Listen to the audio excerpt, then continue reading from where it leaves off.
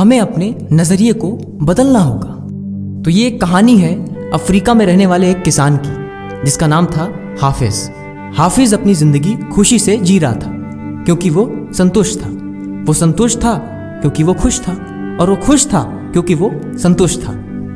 एक दिन उसके पास एक अक्लमंद, एक स्मार्ट आदमी उसके पास आता है और उसे हीरे की पावर के बारे में बताता है, उसकी इंपॉर्टेंस के बारे में बताता है।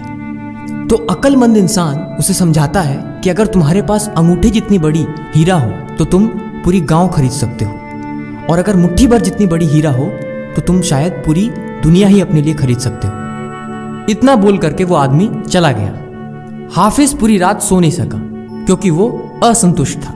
वो असंतुष्ट था क्योंकि वो खुश नहीं था। उसने अगली सुबह डिसीजन लिया कि मैं अपनी सारी जमीन बेच करके उस हीरे की तलाश में रवाना हो जाऊंगा। वो हीरा की खोज में पूरी अफ्रीका भटकता रहा, पर वो पा नहीं सका उसे। उसने उसे यूरोप में भी खोजा, पर उसे वहां भी वो नहीं मिला। स्पेन पहुंचते पहुंचते उसकी मानसिक संतुलन बद से बदतर हो चुकी थी। वो इतना मायूस हो गया था कि उसने बार्सिलोना नदी में कूदकर अपनी जान दे दी। इधर हाफिज से जिस आदमी ने जमीन खरीदी थी, वो एक दिन उन खेतों से होकर के एक बहने वाले तालाब में अपने ऊँटों को पानी पिला रहा था। तभी सुबह का समय हो रहा था और सूरज की एक किरण तालाब के उस पार एक पत्थर पर जाकर के पड़ी। इतने में वो पत्थर जगमगा उठा, बिल्कुल रेनबो की तरह वो जगमगा उठा। तो इसने सोचा कि इस पत्थर को मैं अपनी ड्राइंग रूम में लगाऊंगा, बहुत अच्छा लगेगा। तो वो उस पत्थर को ला करके अपने रूम पर रख दिया। उसी दिन दोपहर में हाफिज को हीरे के बारे में बताने वाला आदमी इस नए खेतों के मालिक के पास आया।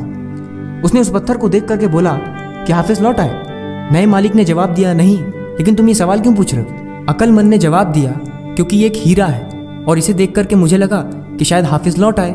नए मालिक ने बोला, नहीं, ये तो एक महज पत्थर है, मैंने तो इसे तालाब के एक पास से उठाया है, आओ मैं दिखाता हूँ। वहां पर ऐसे बहुत सारे पत्थर पड़े हुए हैं। तो उन्होंने वहां से कुछ पत्थर उठाए और उसको टेस्ट कराने के लिए भेज दिए।